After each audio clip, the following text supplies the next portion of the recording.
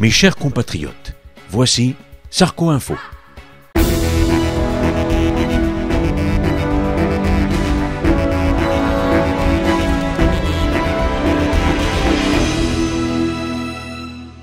Voici l'essentiel de ce que vous devez retenir de l'actualité de ce mercredi, jour des sorties en salle, et aujourd'hui il y a du lourd, hein.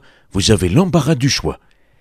Celui qui est censé exploser le box-office, c'est l'histoire d'un mec qui vient de mourir, et comme il pourra plus jamais faire le show, on nous refourgue ses derniers instants de lucidité.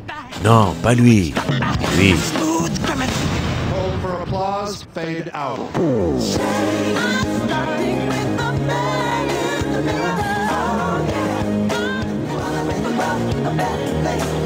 Moi perso, je pense que c'est un pur navet, hein. Et pourtant les gens, ça a l'air de leur plaire. À la sortie de la première ce matin, ils étaient drôlement excités, hein. C'était super somptueux, merveilleux, inimaginable. Je pense que c'est quelqu'un qui déjà va tenir ses promesses. On a surtout vu la personne telle qu'elle était derrière la scène. C'est quand même un monsieur qui avait 50 ans. Je trouve que pour 50 ans, il a la pêche.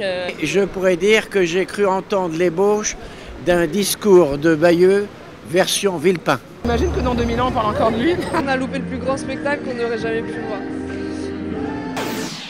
Non, franchement, moi, mon film de la semaine, hein, celui qu'on va regarder ce soir avec celle que les charognards de la presse appellent désormais Marie-Antoinette, hein, mais je m'égare, hein, je m'énerve, c'est pas bon pour ma tension de sportif de haut niveau.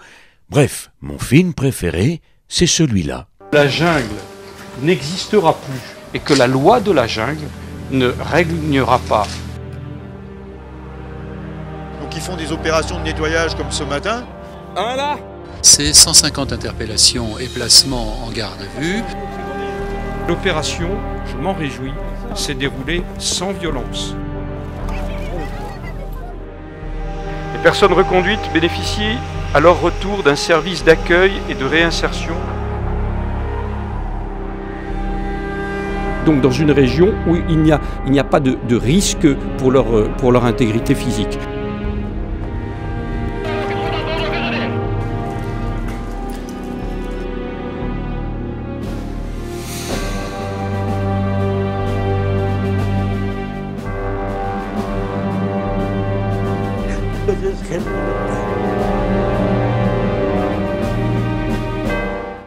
Sinon, pour ceux qui préfèrent rester au chaud, je vous signale que ce soir TF1 va diffuser son nouveau show de télé-réalité qui va tout déchirer, hein.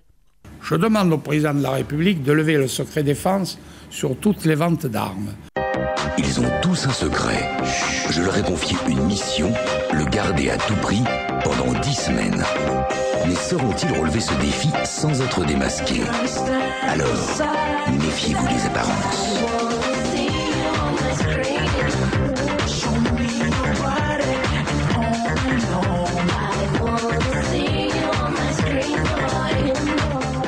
Ça ne se passera pas comme ça.